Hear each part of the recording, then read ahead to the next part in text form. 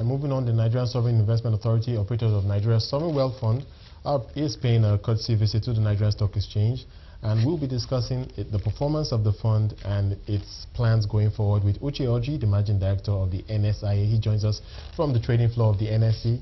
Uche, thank you so much for speaking to us today. And earlier I was just making the point that in an ideal situation, the NSIA should be extremely relevant in terms of cushioning the impact of the drop in the oil prices. But I do know that over time we have seen, many will say, relatively small build-up of savings at the NSIA. But give us a sense of how that saving is being invested and the contribution that the NSIA will be making even in these times. Sure. Well, as you very well know, first of all, thank you very much for the question. As you know, the NSIA has three funds. The first fund is the Stabilization Fund, which holds 20% of the NSIA's assets. The second fund is the Future Generations Fund, which holds 40% of the NSIA assets. And the third one is the Nigeria Infrastructure Fund, which holds 40% of the NSIA's assets. Total assets in the NSIA contributed by the government so far is $1.25 billion, of which $250 million was contributed earlier this year, and $1 billion was the seed capital of the NSIA. The NSIA also has assets under management for third parties. We have $350 million we manage for the NBET, and then we also have $200 million. We had $200 million we're managing for the DMO, of which $100 million was recalled earlier this year. So altogether, I think in terms of how these assets are managed, the third-party assets are managed within a pre-agreed mandate for both the NBET and the DMO. So I wouldn't be speaking too much about that. Now, regarding the NSIA's own funds, the Future Generations Fund is mostly allocated in a diversified manner. 1/4 of that is in public equities, of which 1/3 is in developed markets, 2/3 is in emerging markets. 1/4 of that is in private equity. And if you notice, during our results announcement this year, we talked about our focus on developing and helping deepen the domestic private equity market, because we believe that this will be a market that will create a significant pipeline of investable companies for the general public and help drive the market. So we've been very active within the private equity market for Nigeria in the last in 2015, and that will continue through 2016. Then 1/4 of that fund, by the way, let me just also clarify on private equity, we are invested globally, but it's just that there's been a recent shift last year to the domestic market.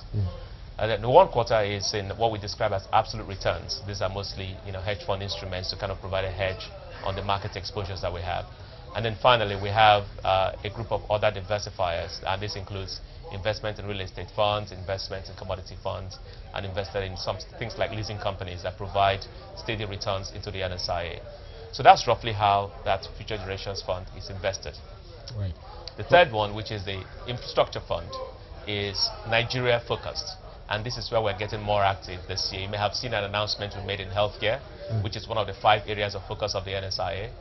We've started to invest in PPPs for healthcare. We're starting this year with a program with Luth, and Aminu Kano Teaching Hospital and Federal Medical Center Umuahia. We're hoping to roll out across 14 different teaching hospitals and medical centers in our healthcare program. We're involved in agriculture. We're creating an agriculture co-investment fund, and we've also invested in funds for agriculture finance in Nigeria. We're looking to do more in domestic agriculture this year. This will be a major area of focus for the NSIA. And obviously, you know about our toll road programs. We also have power as an area of focus, and finally, real estate. So roughly, this is kind of how the NSIA funds are invested at the moment. All right. You have a question? Yeah. Uche, you are talking from the stock exchange building, and I'm a stockbroker. I wanted to ask, how much of the funds are invested in equity markets in Nigeria? And what plans do you have going forward? Sure. We do not, when it comes to, yes, we do not invest directly in single stocks by ourselves. We don't. What we have done has been to allocate it through managers who then give us a diversified exposure. So I really cannot say how much of that ended up in the Nigeria Stock Exchange. I don't think it's very much at the moment. In terms of direct investment, our Naira investments, domestic investments, are roughly about 6% of our assets at the moment. And this is through two not listed but private investments we've made. The first is we invested in the Nigeria Mortgage and Financing Company. We're the major equity holders in that vehicle, in that company. And then we also had a single private direct investment that we made about 3 years ago. So not much of it at the moment is, and by strategy, we do not buy single stocks and trade it ourselves. We go through managers who invest on our behalf, so we do not know usually what those managers have, because the allocations shift depending on how the market performs. However, as we start to refocus and reposition the NSIA into our infrastructure fund, domestic infrastructure fund, you're going to see us active both in the bond market, and also see us active, I mean infrastructure bond market. You're also going to see us active in terms of domestic investments in other sectors, as some of the vehicles we have in healthcare, in agriculture, in real estate all start to get very active. All right, you mentioned agriculture, you mentioned, of course, infrastructure like roads. Are there any other new sectors that you're looking at, or are you likely to stay within these sectors going forward in terms of new investments of your infrastructure fund? Sure. Well, we'll continue to, so we've identified 5 areas of focus. That hasn't changed 2 years ago, which we identified 2 years ago. And those are, like I said, agriculture, power, road infrastructure, healthcare, and real estate. However, we've also said there are 15 investable sectors for the Nigeria Infrastructure Fund. The reason we chose these first 5 was a matter of focusing the organization to start with, given the small amount of capital we have.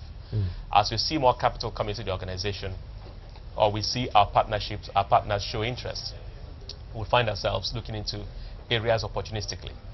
Other areas of focus for this organization includes rail transport, includes refining, includes some industrial areas such as industrial parks. These are all areas that are within the catchment area of our investments. As opportunities come up opportunistically, yes, we'll look at them. But we define those first 5 areas so that we can have focus for the organization to begin with, given the limited pool of capital. And so those will keep us busy in the through this year and into next year. Most of the activity in the NSIA will be in the infrastructure, domestic infrastructure fund of the NSIA. With these 5 areas, and opportunistically we see other areas that come in, and we'll take advantage. Yes. All right, Uche, thank you so much for speaking to us, and of course reaching us from the Stock Exchange. Uche Oji, Managing Director of the NSIA in Nigeria.